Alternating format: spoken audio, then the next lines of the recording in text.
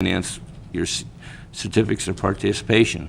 But when you balance that with with how it's penalizing our general fund, our operating capital, I'm not so sure if that's the way we're doing it is the right way to do it. Maybe another option would be, which kind of what we're doing right now, we're financing it through the county investment pool, which has $185 million in it. So maybe if we could set up a separate program to just finance, not refinance our two COPs, but just finance the TETR program, and run the revenues of that and put into that with maybe a cash general fund contribution. But the way we're doing it is basically penalizing our general fund operating budget by the tune of about $2 million.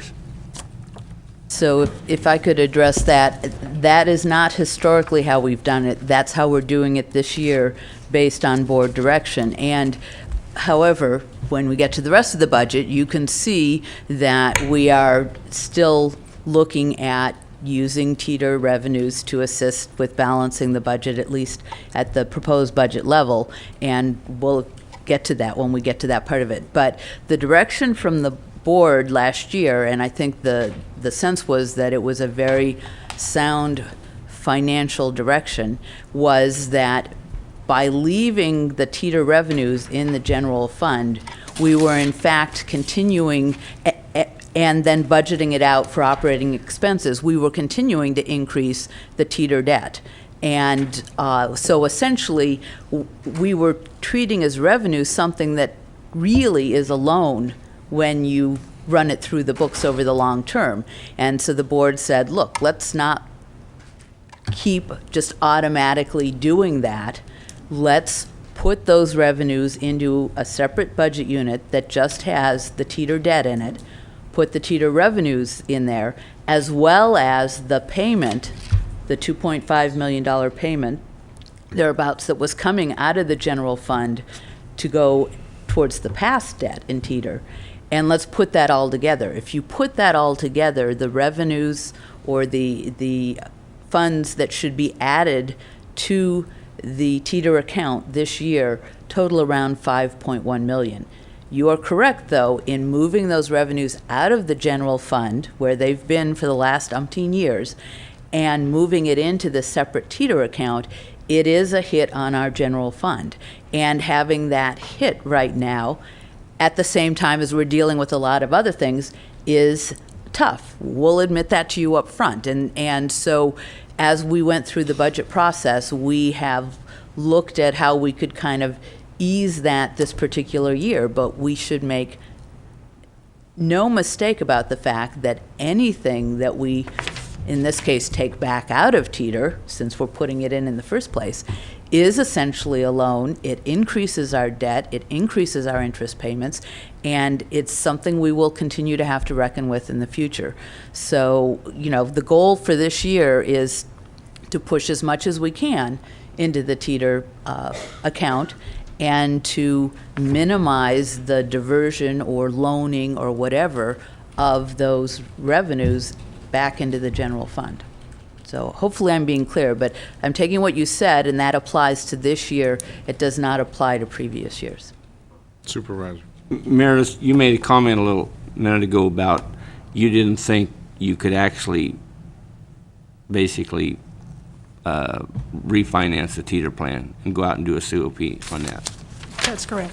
I don't understand that, because the one COP that was done about 6 or 7 years ago, $10 million of that money was put directly into the 1000 series and their salaries and benefits.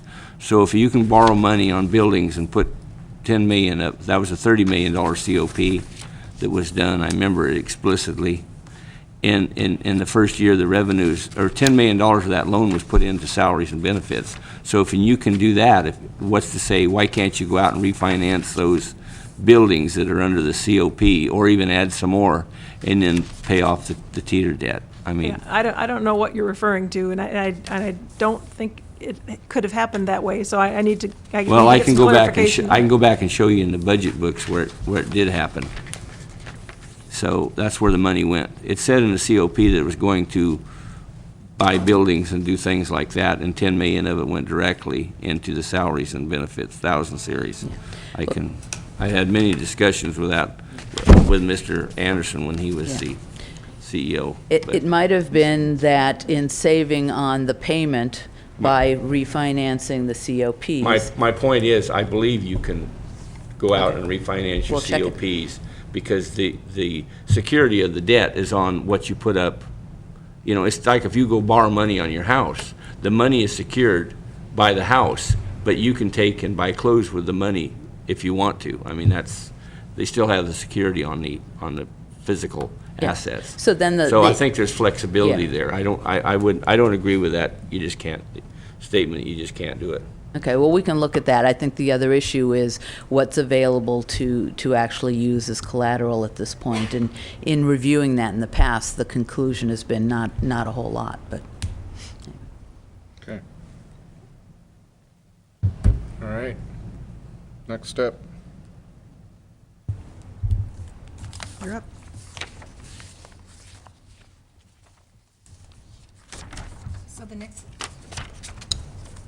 So the next item of discussion, I believe, is talking about, just talking about our fund balance. And the fund balance that we're looking at here, that you now see on the spreadsheet that is pulled up, is projected at $1.8 million. This $1.8 million is the amount of fund balance that we were looking at when I came to the board with the third quarter update. I'm going to move over a little bit because this light's right in my eyes.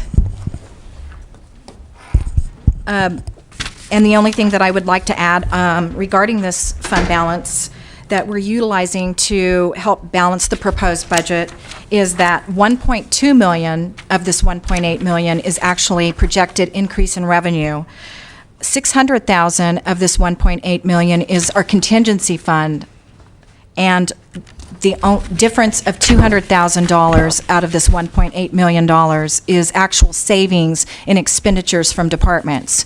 So that's not a lot, which means basically that last year, when we did the budget, we budgeted very closely, and the departments did a good job of coming in at actually what they were projecting out for their budget.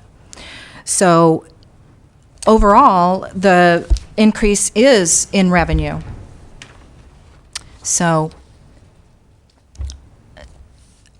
I was just asked to talk about a little bit about the fund balance, and if the board has any questions, I just wanted to remind you of where this fund balance did come from.